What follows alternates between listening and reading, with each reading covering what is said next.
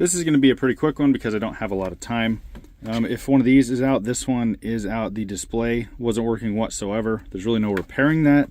The buttons were fully functional, transmission, everything worked just fine. It's just the display was out.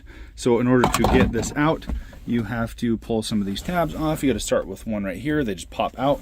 There's a second one that wraps all the way around right here.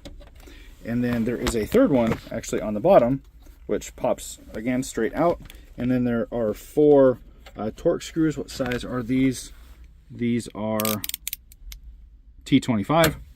So there is one here, and then the same 2 on the bottom.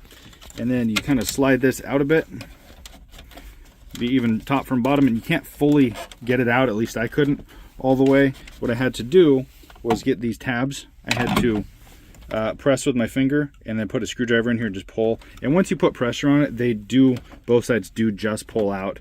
Don't yank too hard. If you do that, you're gonna break stuff, and you don't want to break these retention tabs.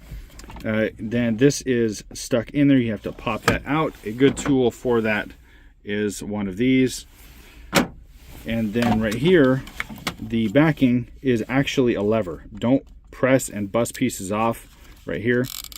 So what you do is you press the top down right here, and you fold that lever down. Right here is the part you press, and the lever folds forward, and then you just pop it out. And so the one that's in there right now is the new one. This one is the working one. The older one is down there. But yeah, that's how you replace the gear selector in one of these Volvos. I hope this helps somebody. Thanks for watching.